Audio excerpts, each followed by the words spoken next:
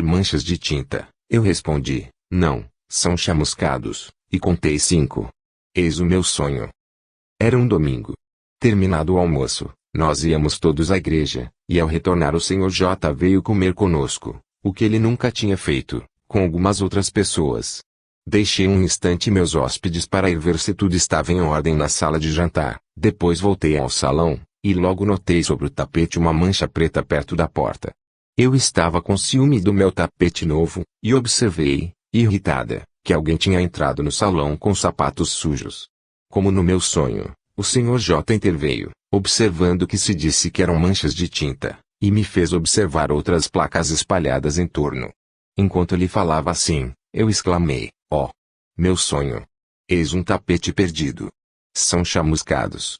Resultou da entrevista que a camareira, tendo deixado apagar o fogo da lareira, tinha pego com a pá carvões acesos num outro quarto, e voltando para o salão, esbarrara na porta, espalhando os carvões no tapete, que produziram 5 buracos. A filha da sensitiva, senhorita Gertrude Agnes Mackenzie, confirma plenamente a narrativa de sua mãe. Caso 123. Este caso foi estudado por Mieres, a quem a sensitiva, senhora Tilly, viúva do bispo de Hereford, escrevia em março de 1893. Sonhei que o bispo estava ausente e, por conseguinte, as preces familiares habituais não podendo ser recitadas na capela, eu as lia no salão do Palácio Episcopal, ao lado do qual abre-se uma porta que dá para a sala de jantar. No meu sonho, terminadas as preces, dirigi-me para a porta da sala de jantar, abri e quis entrar, quando, para meu grande horror e espanto, apresentou-se diante de mim um enorme porco entre a mesa e o buffet. O sonho era estranhamente vivo e divertiu-me bastante. O bispo estava ausente, e, mal tinha levantado, fui para o salão episcopal para recitar as preces habituais. Os trabalhadores ainda não se encontravam ali, mas havia a governanta e meus filhos, aos quais contei o sonho, que os fez rir a seu turno. Pouco tempo depois chegaram os trabalhadores e recitaram-se as preces em comum, depois do que, cada um retornou aos seus afazeres. Dirigi-me para a porta da sala de jantar, abri e ia entrar, quando, para meu grande horror e surpresa, vi diante de mim o porco do meu sonho, no ponto exato em que o tinha visto. O senhor me perguntará, caro senhor Mieres, se por acaso, durante o meu sono, eu não tinha podido ouvir o porco passear. Absolutamente, não, porque ele se achava preso ao chiqueiro que fica do outro lado da casa, no fundo do pátio. Ele pôde introduzir-se na casa porque o jardineiro empreendeu a limpeza do chiqueiro no momento em que estávamos todos reunidos no salão, de maneira que, faltando a vigilância e estando abertas as portas, o porco teve a oportunidade de se aventurar na sua viagem de exploração. Proceedings of TSPR, Vol. 11, Pag. 478, a governanta, senhora Emilie Ninmo, confirma o que precede. Caso 124, a senhorita Godrich Freire, de quem já citamos outras experiências premonitórias obtidas pela visão no cristal, escreveu em outubro de 1893, há uma quinzena, encontrava-me no campo, na casa de uma família amiga. Numa manhã em que devia me despedir, eu disse, quem sabe o que você fará quando eu tiver partido? Como resposta, minha amiga depositou diante de mim um objeto em verniz acaju, muito brilhante, e observou, isto é um cristal, olhe. Vi logo surgir uma cena campestre, e exclamava, isso é indubitavelmente a cena de uma refeição no campo, durante o passeio projetado a Moinho Pinheiro. Mas onde ficava este Moinho Pinheiro? Não o vejo de lado nenhum. Descubro, ao contrário, um belo prado verde e várias moitas de ameixeiras ao fundo. Mas eis que você e a senhora K se levantam de repente e vão embora. Por quê?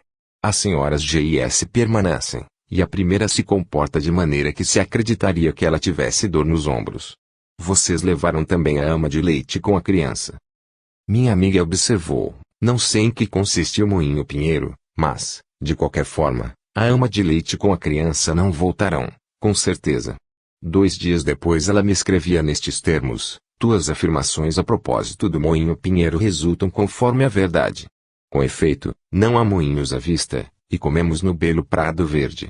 A senhora K foi, de repente, pega pela cãibra e tive que tomá-la nos meus braços para conduzi-la para dar alguns passos, enquanto que as senhoras G e S permaneciam sós no lugar. É verdade que também a senhora G tinha problemas nos ombros, por causa de um esforço, É verdade também que a criança e sua babá estavam conosco.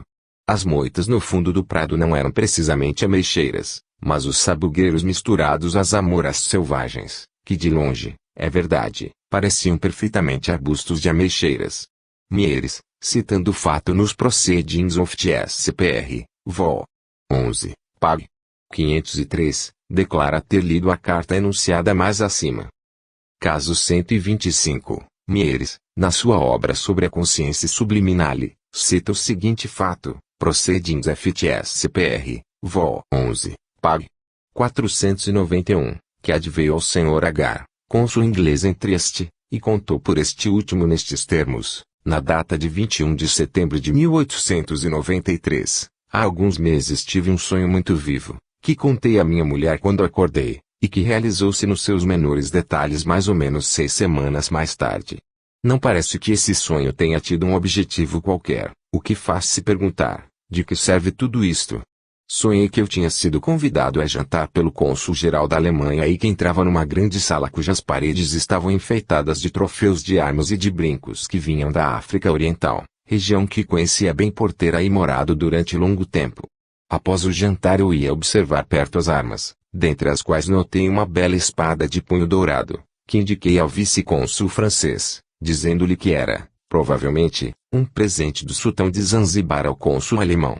Veio nesse momento o cônsul russo, observando que o punho da espada era tão pequeno, que a arma não podia servir a um esgrimista europeu, e, assim dizendo, levou o braço acima de sua cabeça, agitando-o como se tivesse brandido a espada, querendo com isto dar mais força ao que ele assegurava.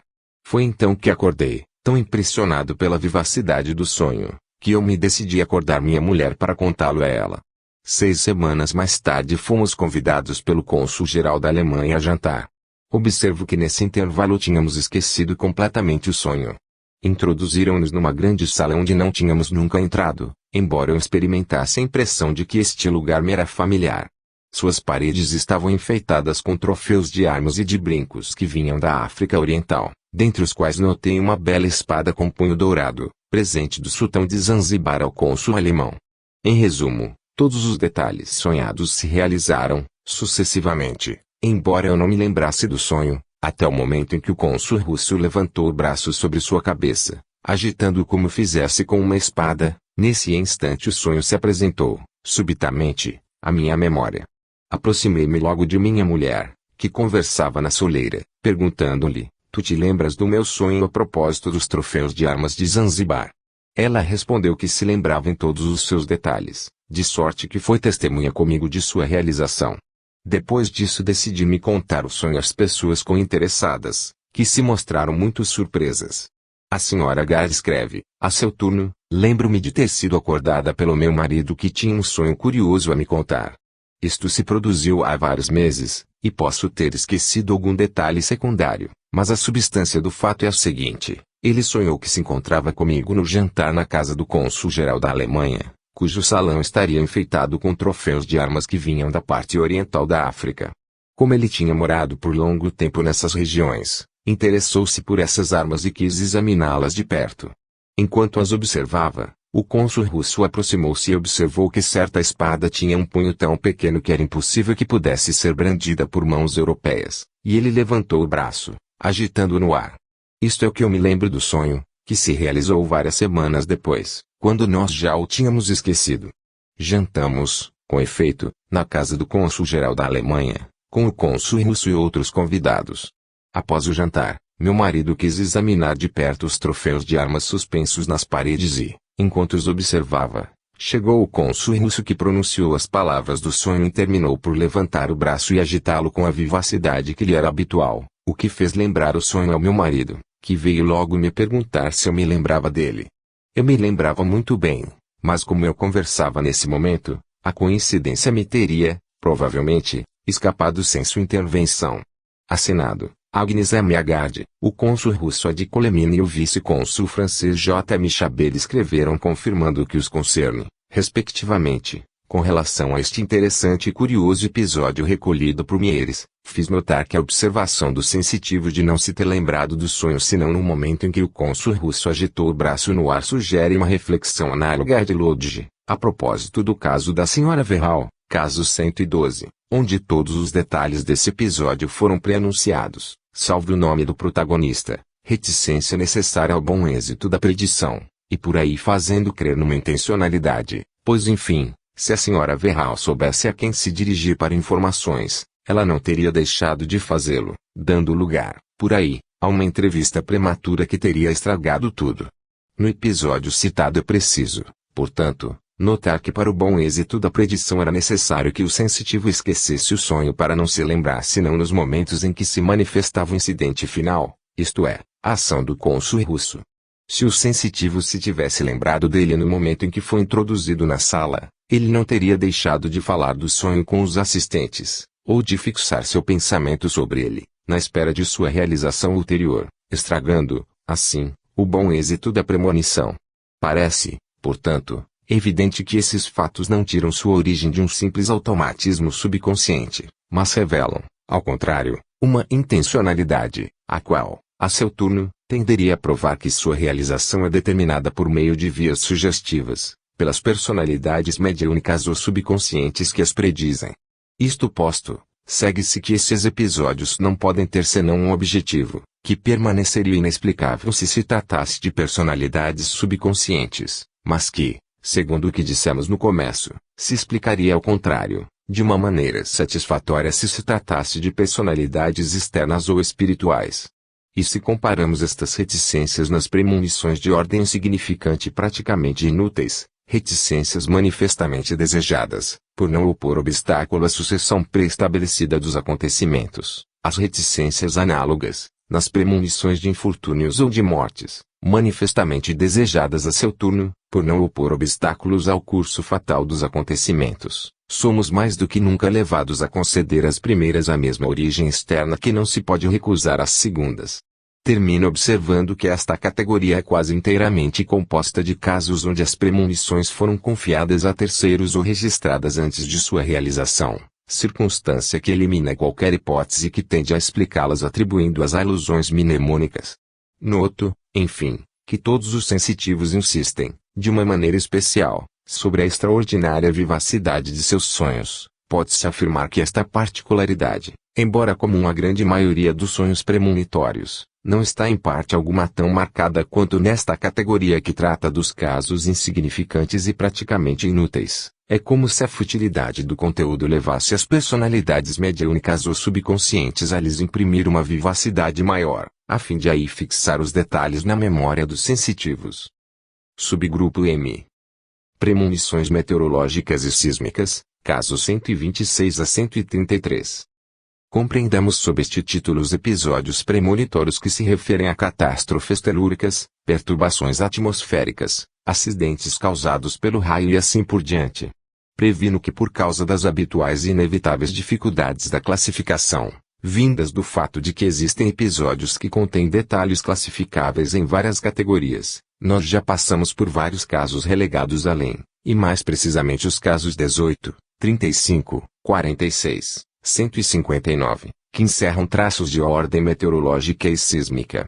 No primeiro deles, trata-se de uma premonição de tremor de terra, no segundo de tempestade, no terceiro de neve e no quarto de um ciclone devastador. Os episódios do gênero indicados são muito numerosos, todavia o subgrupo atual será pobre de exemplos e pouco interessante, em consequência da dificuldade que há em descobrir casos desta natureza rigorosamente autenticados. Isto se deu por causa da própria natureza dos fatos, que, em geral, emergem e pululam após as grandes catástrofes sísmicas ou atmosféricas, isto é, uma vez cumprido o fato, e pela própria condição das coisas, é raro que se possa controlá-los de uma maneira cientificamente satisfatória. Começarei por alguns exemplos de premonições de tremores de terra. Caso 126. O Dr. Wolff, na sua obra Voyages em Oriente, conta o seguinte fato, onde se vê a catástrofe de um tremor de terra predito um ano antes, e a época a ser indicada. Encontrando-me em Alepo, em 1822, pedi notícias de Ladister Stanhope. Ela está louca, ou quase, respondeu o Sr. Barker, e, para prová-lo, ele me informou que ela hospitalizara um homem francês, chamado Lusteneal, que tinha sido general de Tipou Saib nas Índias, e que tinha a reputação de ser profeta. Entre outras coisas, ele havia predito a Ladister a fuga de Napoleão da ilha de Elba, designando o dia e a hora. Após esse preâmbulo, o Sr. Barker, na presença do Sr. Lesseps, Sr. Deschy, intérprete, e o Sr. Mazeik, cônsul da Dinamarca, leu-me uma carta de Ladister a lhe interessada, em abril de 1821, na qual pedia-lhe para não ir a Alepo ou a Antioquia, porque Lustenel havia profetizado que dentro de um ano as duas cidades seriam destruídas por um tremor de terra. A data fatal se aproximava e o Sr. Deschy acrescentou que Ladister tinha lhe também aconselhado, recentemente, a não se juntar ao cônsul em Alepo, porque a cidade devia ser destruída antes de 15 dias. Durante a refeição, naturalmente, os convívrios brincaram sobre o profeta e a profecia. Após alguns dias deixei Alepo, e à tarde acampei na estrada que conduz a Latáquia, no deserto, perto da cidade de Juzeia. Enquanto eu conversava com vários homens da cidade, os primeiros estremecimentos do solo se fizeram ouvir, e um instante mais tarde a cidade de Juzeia desapareceu numa imensa fenda. Os abalos sucediam-se a abalos, enquanto que de longe nos chegavam estrondos como de 1000 canhões. De toda parte juntavam-se a nós, hordas de árabes e de beduínos com o capuz rebaixado sobre o rosto, gritando, é Alá que o envia, é Alá que o quer. Estes povos orientais referem-se, constantemente, à causa primeira, quer dizer, a Deus. Imediatamente enviei a Alepo um mensageiro a cavalo, à procura de Barker. Ele encontrou a cidade destruída e nos informou que Antioquia, Latáquia, Ziaina tinham sofrido a mesma sorte como todas as cidades próximas, num raio de 20 léguas, e que 60.000 pessoas tinham perecido. O Sr. Barker e todos os membros de sua família salvaram-se, miraculosamente, deslizando um após o outro sob as ruínas de sua própria casa. Citado por William Owitt na obra History of the Supernatural, Vol. 2, Pag. 26. Caso 127. Alguns dias depois do tremor de terra de Messine, uma curta comunicação do Dr. Santi, especialista em doenças nervosas, figurou nos jornais italianos e estrangeiros, contava aí um caso interessante de predição desse cataclismo. Entretanto, não me foi possível colocar a mão no periódico que continha o relato original, e devo resignar-me a dar um resumo, tal como foi publicado pelos outros jornais, resumo que constatei idêntico pela sua substância em 3 publicações diferentes. O Dr. Santi conta que uma senhora da aristocracia romana, submetida aos seus cuidados pelo acesso histérico e de neurastenia, informou-o, na data de 2 de dezembro de 1909, que havia tido uma visão em sonho, onde ela percebia a Messine destruída pelo tremor de terra e invasão do mar. Ao mesmo tempo, tinha-lhe ficado a impressão de que a catástrofe aconteceria nos dias 8, 18 ou 28 do mesmo mês. Ela estava tão convencida da veracidade de sua visão, que escreveu uma carta ao rei da Itália, prevenindo do grande cataclismo iminente, carta que o Dr. Santi encarregou-se de enviar ao seu destino, mas que conservou como um documento irrefutável de apoio à premonição. Nos dias 7, 8 e 27 do mês sua clientela teve recaídas nos seus acessos histéricos e neurastênicos. No dia 28 a catástrofe predita se produzia, e os acessos não voltaram nunca mais. Sicolo 19, 15 de janeiro, da Linneus, 22 de janeiro, Lid, 1909, Pag. 51. Caso 128, ainda a respeito do tremor de terra de Messine, o publicista Enrico Scalea conta, na data de 4 de janeiro de 1909, no Hora de Palermo, falei, num momento de trégua, em Milazzo, além do Marquês del Carreto, prefeito de Nápoles, a Condessa Cumbo, que, ajudada por suas filhas, assiste os feridos que pertencem, na maioria, à aristocracia de Messine, recolhidos na sua vila de Milazzo, onde a Condessa, que é de Messine, encontrava-se em vilejgiatura. Meu marido e meu filho, disse-me a Condessa, estão vivos, aqui, perto de mim, mas por um milagre, por um acaso prodigioso. Na noite que precedeu aquele terremoto, sonhei com meu avô, parecia-me vê-lo, ele estava completamente confuso. Não deixe seu marido partir, gritou-me, não deixe seu filho partir. Veja quantas ruínas, quantos túmulos, quantas mortes. E vi em sonho que me mostrava meu avô, toda a Messina em ruínas. No dia seguinte meu marido e meu filho deveriam partir, eu me opus, absolutamente. Eles não partiram e foram salvos, salvaram-se assim pelo meu aviso, enquanto que nosso palácio à beira-mar, pelo que se diz, foi inteiramente destruído. Caso 129. Na época do terremoto de São Francisco, Também as relações de profecias do cataclismo pulularam de todos os lados, mas foram quase sempre muito vagas para serem levadas em consideração. Contarei apenas uma, que parece suficientemente documentada. O Sr. N.F. Stewig comunica: eis a profecia feita em minha presença, na data de 1º de março de 1906, em companhia do reverendo T.W. Odrow, de Hobart, Oklahoma. Fiz uma visita a um amigo espiritualista e tive a ocasião de assistir uma sessão, em que o irmão deste último, calo seu nome por causa de sua família, servia de médium. Entre outras coisas, ele disse isto: num futuro bem próximo, São Francisco experimentará um cataclismo. Vejo todas as pessoas agitarem-se. Muitas pessoas perecerão, muitas propriedades serão destruídas. Parece que grandes incêndios acontecerão. Os elementos aparecem confusos e obscuros, o povo é invadido por um louco terror, a confusão está em toda parte, não há mais distinções de nacionalidades, todos fogem para o Oriente. Trata-se de um cataclismo físico, pelo menos, o que me parece, e ele se estenderá na direção do Oriente até o Colorado. Ali ele parará, e o Vale do Mississippi não será atingido. Estas palavras produziram em mim uma grande impressão, e quando chegou o terremoto de São Francisco, tivemos a prova de que o que ele havia predito era verdade. Assinado, J.F. Stewig, no Lead, 1906, Pag. 302, o reverendo T.W. Odrow testemunha: declaro que esta narrativa acima está conforme minhas lembranças. Caso 130, mudando de tema, relatarei um exemplo curioso de predição do tempo por meio da escrita automática. O Sr. R. M. Brereton publicava no Journal of the American SPR 1908, Pag. 675, e em seguida no Lead, 1908, Pag.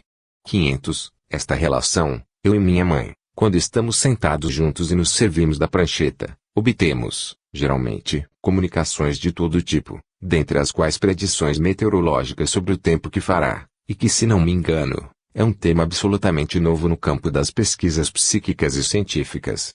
Nesses últimos 8 anos recolhi numerosas predições desse gênero, sempre muito mais corretas do que as publicadas diariamente pelo Observatório Meteorológico.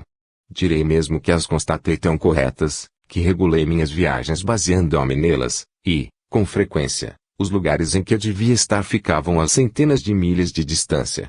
Obtive a última prova da correção destas predições no dia 12 do mês de agosto corrente. No dia 24 de julho último eu perguntei: quando teremos chuva? A resposta foi: vocês a terão no dia do casamento de Claudie. E meu filho, e seu casamento estava fixado no dia 12 de agosto.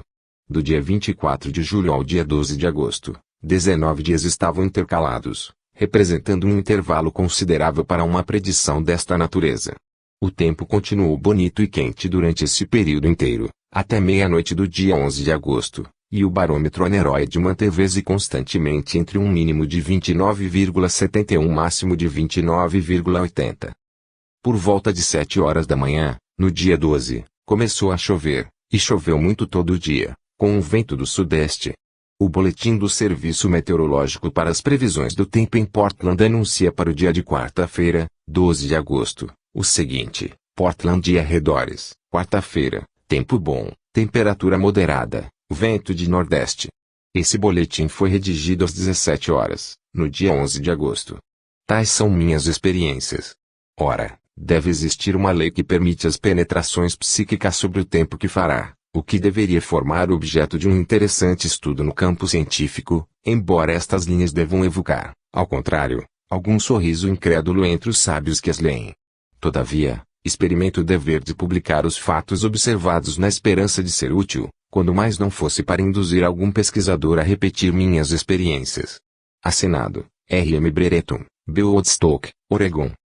Caso 131, no episódio seguinte, em que se trata da queda de um raio, a visão à distância do raio é provavelmente telepática, mas como ela foi precedida por um vago pressentimento de perigo bem próximo, e isto implicando no sensitivo a pré-cognição subconsciente do fato, decidi-me a classificar este episódio no subgrupo presente.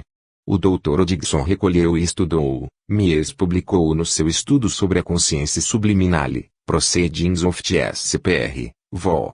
11, Pag. 507. O Dr. T.F. Leite, vice-presidente da Medical Society no estado de Indiana, escreve na data de 14 de agosto de 1893, começo por dizer que sofro de reumatismos crônicos e que, às vezes, os sofrimentos e as noites de insônia, combinados com as preocupações dos negócios, me deixam passageiramente nervoso. Foi durante um desses episódios que se produziu a experiência da qual vou fazer o relato. Meus dois filhos, Ellerslie e Charlie, estiveram dentre os fundadores da Sociedade para os Acampamentos da Virgínia junho de 1892, e, desde então, tinham o hábito de partir à noite, em horas avançadas, de carro, para suas visitas noturnas às diferentes cidades, coisa com a qual eu não me ocupava e não me preocupava de jeito algum. Um dia, durante o almoço, Ellerslie me diz: "Papai, esta noite deverei ir a Massey." A cidade de Massey encontra-se a uma distância de 6 milhas e a estrada que para aí conduz é excelente. Todavia, enquanto meu filho falava, ocorreu-me a ideia súbita de que no seu retorno ele correria um perigo, e então meu pensamento exaltou-se sobre a possibilidade de uma desgraça repentina, de um mau encontro, e assim por diante. Sem fazer alusão às minhas apreensões, perguntei-lhe se não tinha pensado em procurar um companheiro de viagem. Ele respondeu negativamente, e então propus-lhe a ir com Charlie. Ele censurou-me, dizendo que Charlie devia fazer provas. Esforcei-me para espantar minhas inquietações e pus-me na estrada para o escritório. Mal saí, encontrei um jovem amigo, chamado Wellington, ao qual perguntei se não queria acompanhar Ellerslie, e ele consentiu.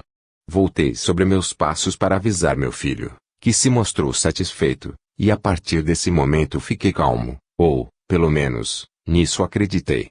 Permaneci no escritório até às 21 horas, e quando voltei para casa, minha mulher já havia se retirado.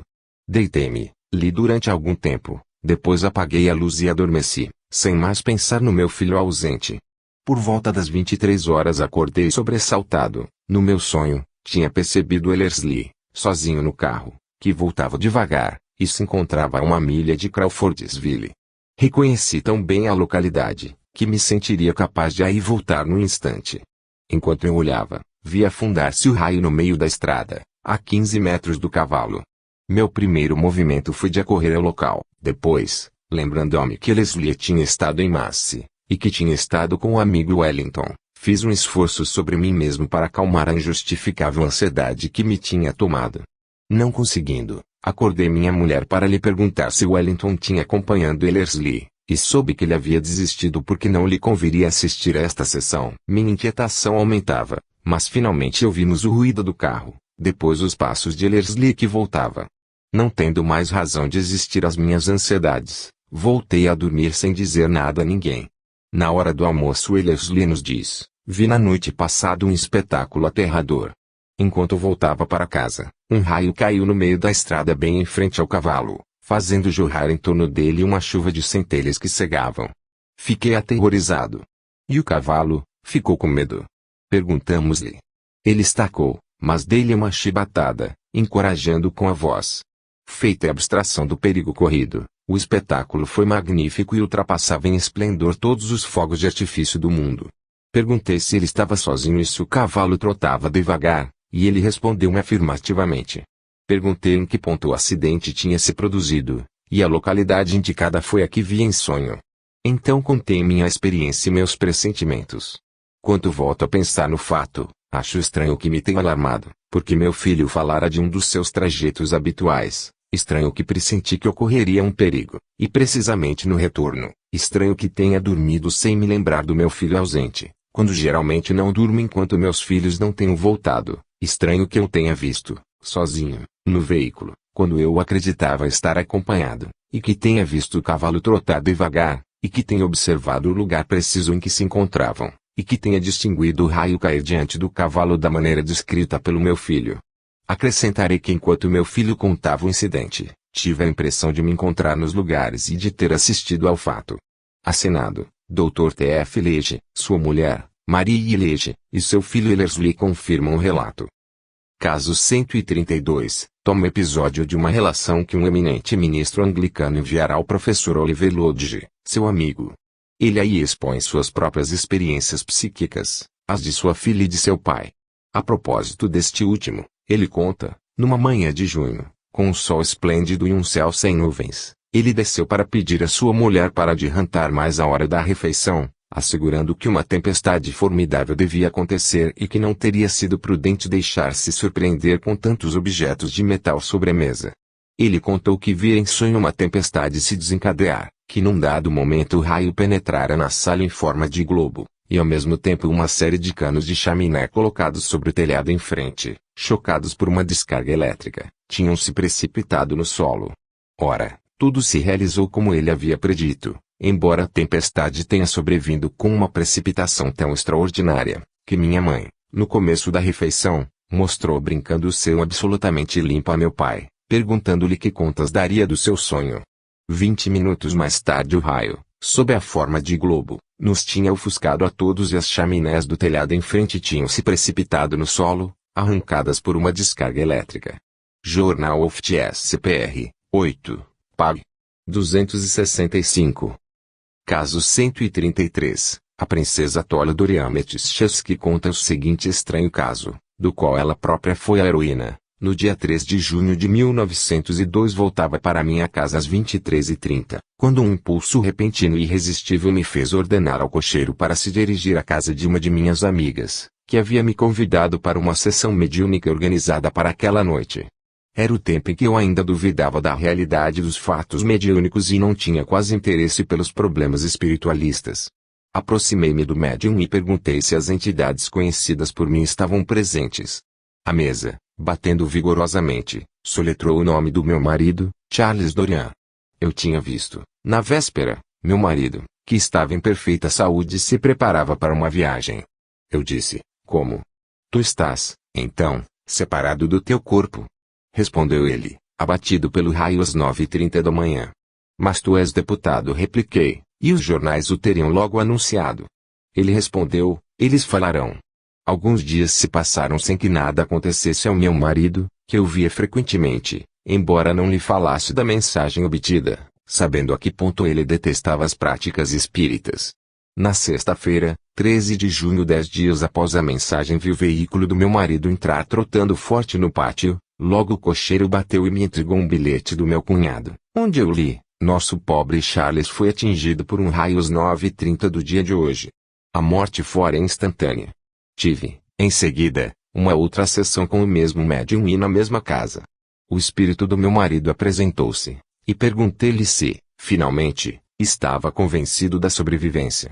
Ele respondeu, agora acredito, porque conheço. Quando o interroguei para saber como lhe tinha sido possível comunicar-se, vivo, comigo, o médium escreveu, eram 11h30 e eu dormia. Minha alma, prevendo o fim iminente de sua existência terrestre, quis predizer-te. As pessoas presentes às sessões estão prontas a testemunhar a exatidão escrupulosa do que expus. Assinado, Tola Doriametchevsky, Lid, 1906, Pag. 112. A tese fatalista, neste último caso, pareceria fazer sentido. Resta o mistério imperscrutável de um eu subconsciente que conhece previamente seu fim, mesmo causado por um acidente imprevisível, como a queda de um raio. Aqui, o pensamento se volta para as considerações de Vincenzo Cavalli, caso 105, que adaptarei à circunstância, substituindo a palavra raio por telha, adotada por ele. Se o raio reduz um homem a cinzas, este homem pode bem ter sido conduzido, seja pelo seu próprio espírito, seja por um outro espírito, para se encontrar no ponto preciso em que caiu o raio, por uma razão que se ignora, mas que deve, entretanto, existir, se a vida terrestre tem uma função para finalidades ultraterrestres. O acaso não é senão o gerente responsável de nossa ignorância, e o executor judicioso da lei de causalidade. E pode-se acreditar que existe realmente uma razão que se ignora de fatos semelhantes, porque se no nosso caso o subconsciente do sensitivo tinha previsto o acidente fatal que o ameaçava, inferindo o futuro do presente, bem livre como ele estava para assegurar pela sua própria convicção, ele teria podido telepatizar à sua mulher o acontecimento em termos bastante claros para atingir seu objetivo. Ao contrário, como acontece comumente em contingências semelhantes, ele o fez em termos obscuros e oraculares, isto é, suficientes para deixar entrever à sua mulher o destino que o guardava, mas insuficientes para impedi-lo. É como se tivesse tido a noção bem clara do que ia se produzir, mas que não teve e não pôde impedi-lo, porque isto lhe aconteceria para seu próprio bem, o que não poderia ser compreendido senão admitindo a sobrevivência. A tese fatalista teria, por conseguinte, a vantagem, e com ela a hipótese de que o adormecido, em estado de lucidez, teria sabido do seu destino por um fenômeno de pulse em relação com um ambiente metaetérico, que registra acontecimentos preordenados, ou, mais simplesmente ainda, com inteligências espirituais predispostas ao governo dos destinos humanos. Tudo isto a propósito do último caso citado. Para o que se refere ao valor intrínseco e importância teórica dos casos que pertencem ao grupo das premonições meteorológicas, admito que são pouco numerosos e fracos, e que se quisermos considerá-los em particular, não seriam suficientes para provar a existência de premonições desta natureza, mas considerando-os, ao contrário, em corpo como os outros enunciados e para enunciar onde se encontram em grande números, não menos perturbadores e não menos maravilhosos, somos forçados a convir que não haveria razão para não lhes atribuir uma existência provável, que até deveria ser admitida para não dar lugar a soluções de continuidade injustificáveis na gama ascendente e orgânica dos fatos. Não me parece, portanto, inútil discutir sobre sua importância teórica, mesmo baseando-se em provas de fatos insuficientes, importância que seria muito considerável, já que não superior à dos numerosos outros episódios relatados.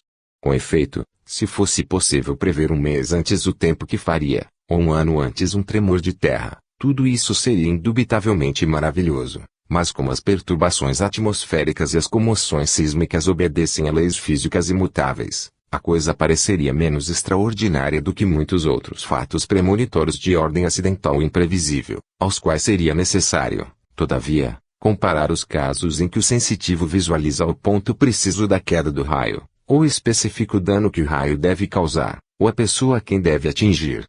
Mistérios certamente imperscrutáveis, mas teoricamente idênticos àqueles completamente imprevisíveis, por conseguinte, suscetíveis de ser, como os outros, esclarecidos por aquela dentre as hipóteses enunciadas, que melhor se conformará às circunstâncias.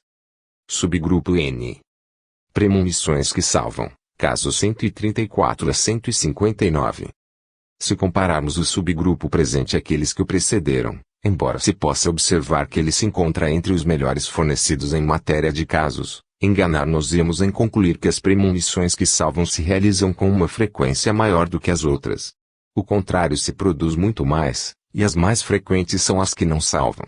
A amplitude proporcional deste subgrupo depende do que eu não relatei nos outros, senão uma parte mínima do material recolhido, enquanto que, pensando na importância especial deste, aí reuni tantos exemplos quanto possível, excluindo apenas aqueles cujo lado probativo parecia-me insuficiente.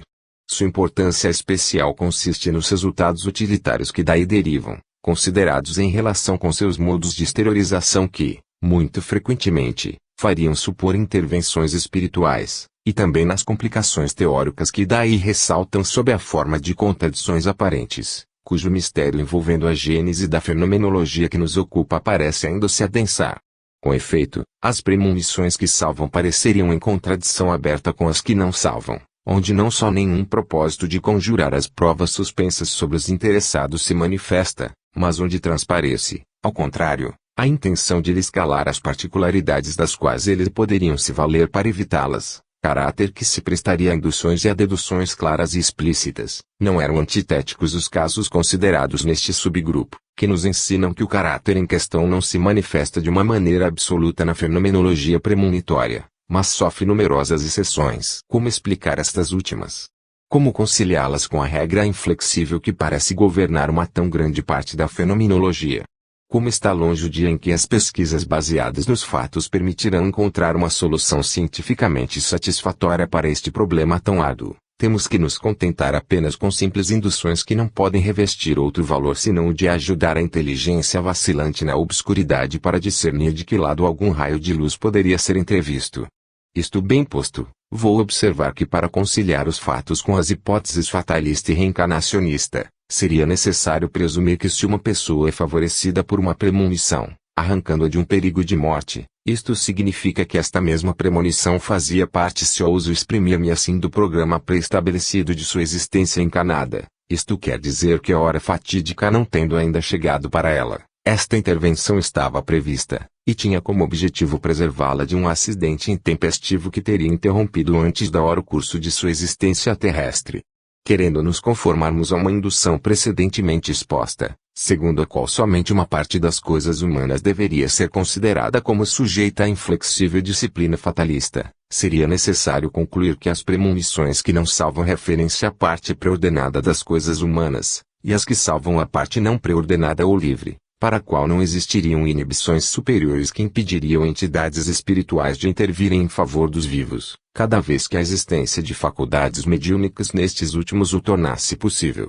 Mas se quisermos eliminar as hipóteses fatalista e reencarnacionista para nos ater à espiritualista propriamente dita, segundo a qual os acontecimentos futuros não estariam preordenados, mas simplesmente acessíveis, e na sua forma mais complexa, unicamente acessíveis, a entidades espirituais hierarquicamente elevadas às quais seria dado inferi-las do presente, neste caso, explicar-se-iam igualmente as premonições que salvam e as que não salvam, observando que em linha geral, o fato de discernir os acontecimentos futuros da vida de uma dada pessoa, em virtude do encadeamento das causas e dos efeitos, não confeririam a entidades espirituais o direito de intervirem para desviar o curso, já que tratar-se-ia de um arbítrio inconciliável com a existência de um ordenador supremo do universo, e salvo, naturalmente, em circunstâncias especiais, em que a morte ameaçaria uma pessoa que, sobrevivendo, conduziria melhor a termo seu ciclo de evolução terrestre, ou executaria uma missão útil na Terra,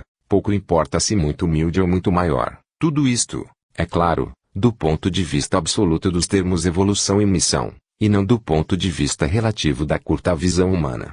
Aqui, prevejo uma objeção, é que vários acreditarão mais conforme os métodos de pesquisa científica, conferir esses mesmos poderes à subconsciência humana. De acordo, mas de que maneira?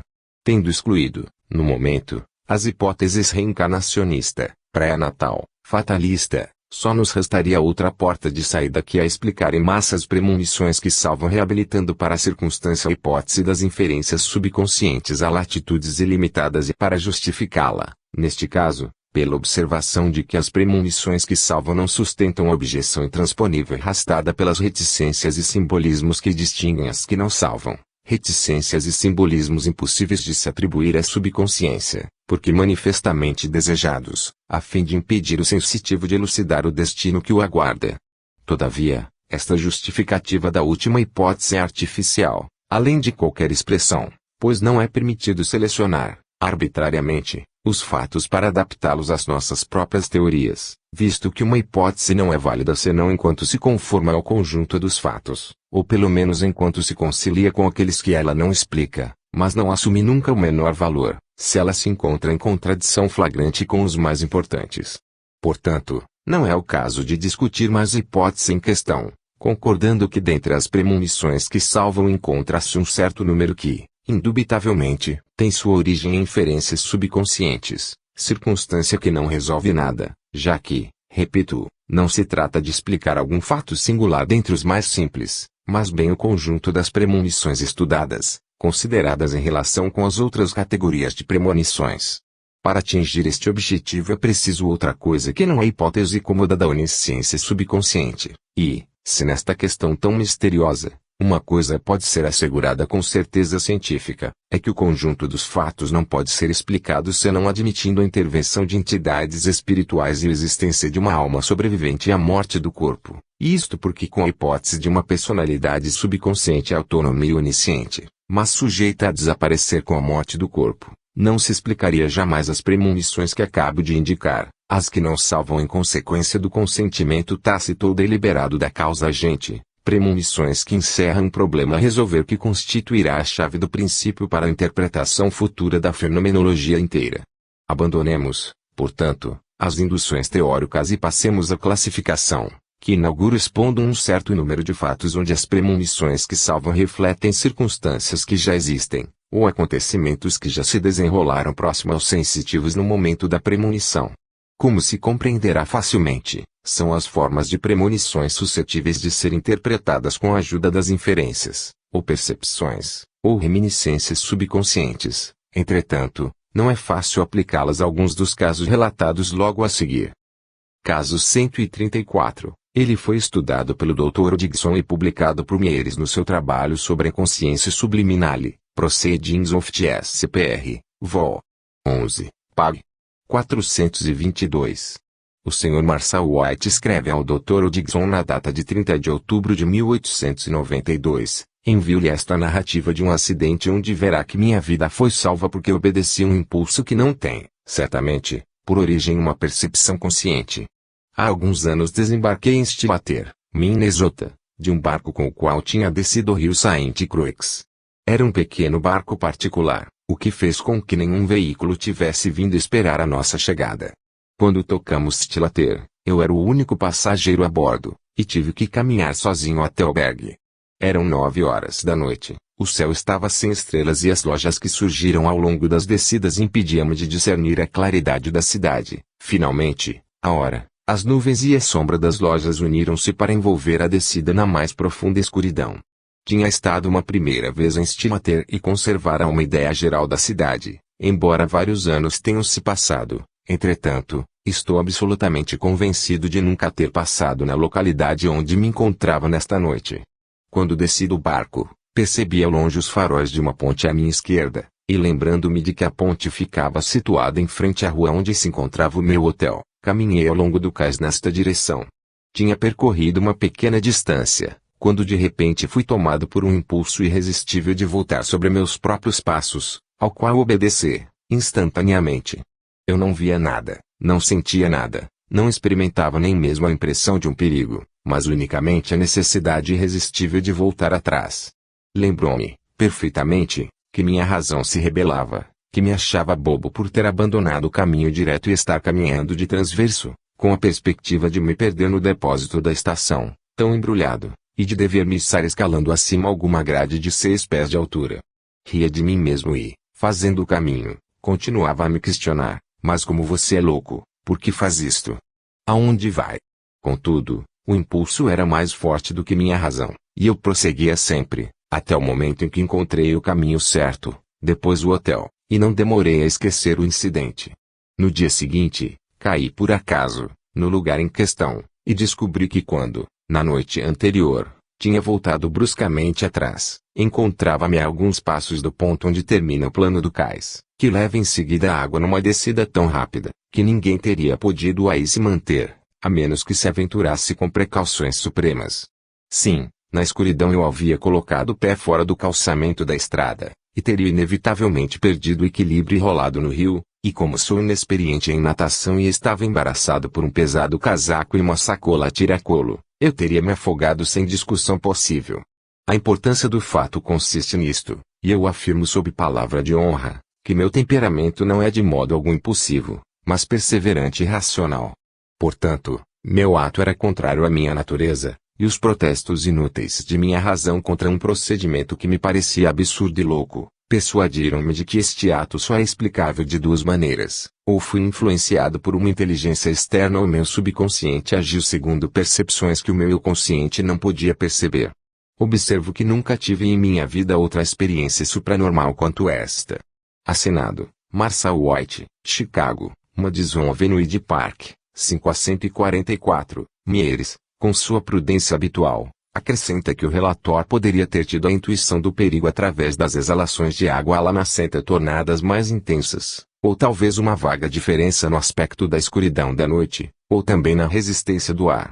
Todas são suposições que não me convenceram quase nada. Poder-se-ia muito mais supor um fenômeno de percepção supranormal subconsciente, criptestesia, com transmissão relativa da mensagem ao eu consciente, porém faltaria, então, explicar como essa emergência esporádica das faculdades supranormais subconscientes tenha sido produzida num ponto tão bom num indivíduo que nunca em sua vida tinha experimentado.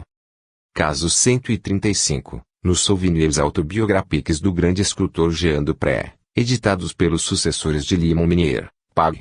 353, pode-se ler o seguinte episódio: tinha calado um fato que deveria ter contado há muito tempo, inteiramente doméstico, íntimo, de uma singularidade extraordinária, e isto por um sentimento que não sei bem definir, lembrando-me de agora em diante minha querida mulher, e meus filhos mortos, sinto como uma voz interior que me diz: conte, escreva o fato como ele é, sem nada acrescentar ou subtrair-lhe, e mesmo sem julgá-lo. Elo, minha segunda filhinha, Caroline, foi criada por babá, e foi a única. Os outros foram educados pela sua avó, mas esta última não pôde se ocupar de Caroline por razões de saúde.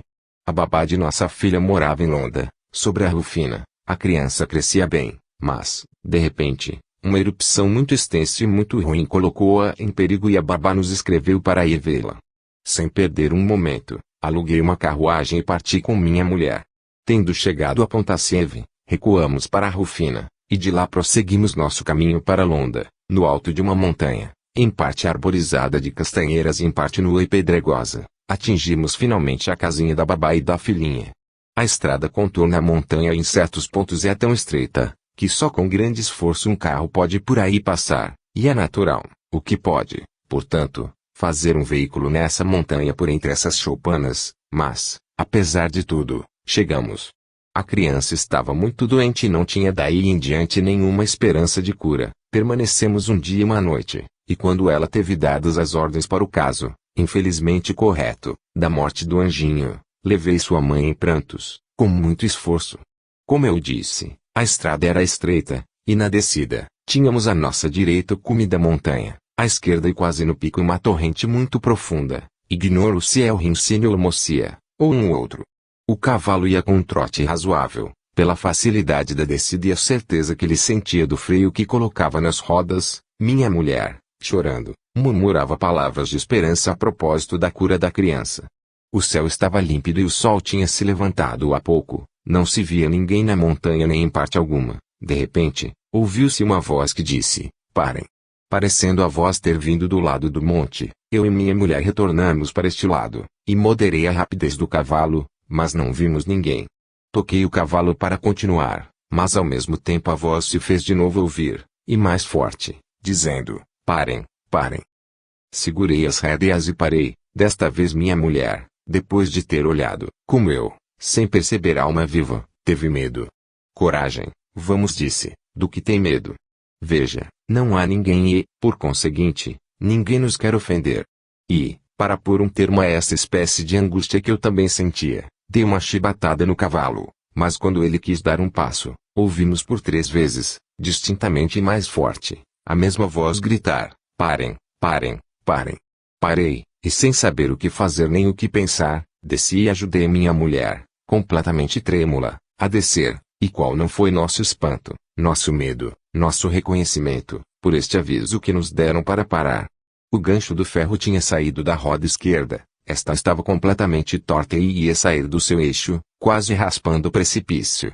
Com toda a minha força, levantei esse lado da carruagem e recoloquei a roda no seu lugar. Corri de volta para ver se encontrava o gancho de ferro, mas não o encontrei. Chamei e chamei de novo a pessoa que me tinha avisado para que me socorresse para que pudesse agradecer-lhe, mas não vi ninguém. Era impossível continuar desta forma à espera. A cidade de Rufina estava afastada e nós teríamos podido caminhar essa estrada a pé, mas como a carruagem teria podido prosseguir seu caminho sem o gancho? Pus-me a procurar na montanha um pedaço de madeira. Encontrando-o, apontei e o enfiei, com a ajuda de uma pedra, no lugar do gancho. Mas quanto a entrar novamente no veículo, nem pensar. Peguei o cavalo pelas rédeas e descemos passo a passo até a Rufina. Minha mulher e eu não falávamos, mas de tempos em tempos, olhando-nos, comunicávamos-nos em silêncio o perigo corrido, o aviso extraordinário. Em Rufina, um carpinteiro nos recolocou um gancho e retornamos sem obstáculo à casa. Se aquele que ri quer rir, é livre para isso. Mas eu não rio. Diante da verdade e da seriedade deste fato, acontecido há menos de 40 anos, no presente, como então, sinto-me invadido pela confusão e o estupor. No caso acima, o fenômeno da alucinação auditiva verídica apenas poderia ser bem dificilmente atribuído a um fato de percepção subconsciente da perda do gancho, sobretudo se pensa que a voz alucinatória foi ouvida pelos 2 protagonistas. Caso 136. O capitão W. Everett, da Sociedade de Navegação Mertir, que exerce a cabotagem entre Bristol e Carmarthen, envia ao Leeds, 1910. Pag. 47. O seguinte fato pessoal. Encontrava-me no canal de Bristol, na altura de Barry. O piloto, homem muito idoso, mantinha-se no timão. Eu havia executado meu quarto de hora e encontrava-me na minha cabine, mergulhado no meu sonho, quando fui acordado, de repente, por uma voz que me chamava. Fiquei um momento à escuta, depois repousei minha cabeça sobre o travesseiro para voltar a dormir, mas o apelo se renovou com um timbre vocal dos mais insistentes. Sem perguntar quem me chamava, ou por que me chamava, saltei da minha cama e, tal como me encontrava, subi correndo. Apesar da escuridão, percebi a bem pouca distância a sobra de um outro navio que nos cortava a rota. Num relâmpago, compreendi nossa situação recíproca, corri para o timão, a 40 pés de distância, arranquei a roda das mãos do piloto e mudei bruscamente a direção, evitando, assim, o choque por um desvio de algumas polegadas. A voz ouvida era absolutamente humana. Devo acrescentar que perdi pai, mãe, irmão, e que, às vezes, sentado sozinho na minha cabine, experimento a impressão de suas presenças.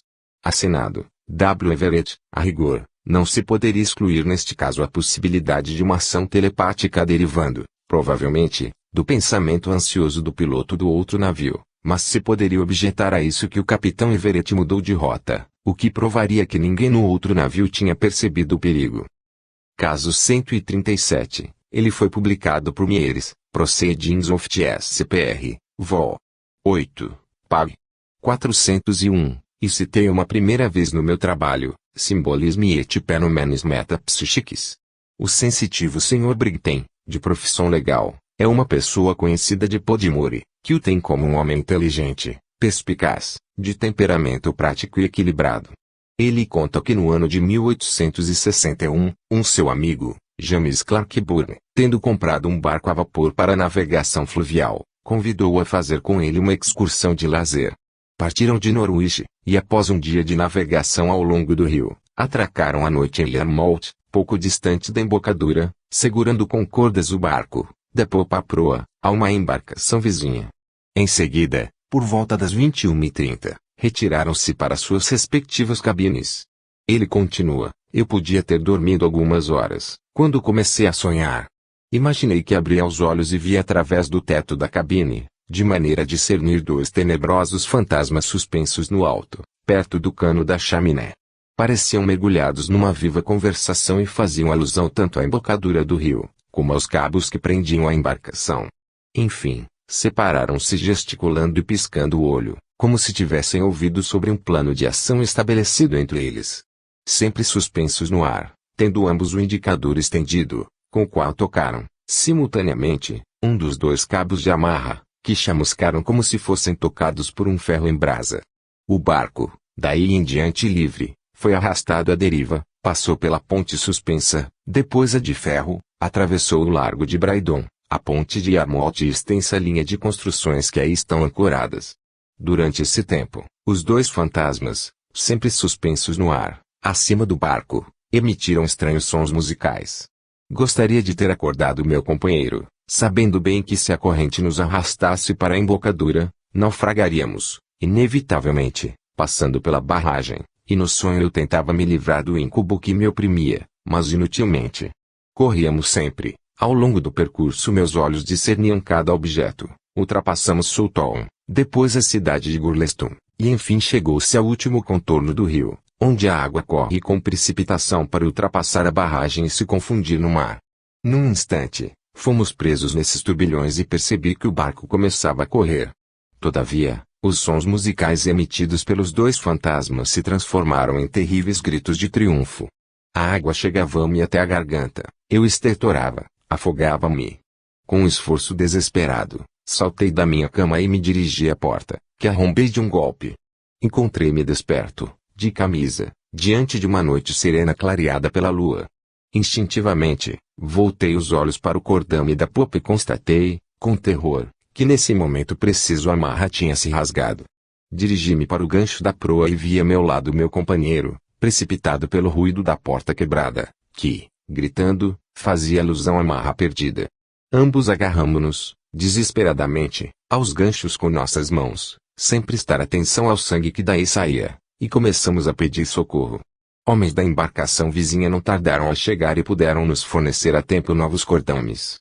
Passado o perigo, meu amigo começou a ralhar comigo por causa da porta perdida, ao que eu respondi com relato do fato, que me deixava ainda numa grande agitação. Na manhã seguinte, Refletindo com o espírito tranquilo sobre o acontecimento, eu me persuadi de que se no momento em que as cordas soltaram as amarras nós tivéssemos, ambos, continuado a dormir, o drama sonhado seria, inexoravelmente, realizado em todos os seus detalhes. Assinado, William E. Brenton. Se quisermos explicar este episódio sem afastar a hipótese subconsciente, é preciso considerá-lo como criptestésico para a percepção inicial.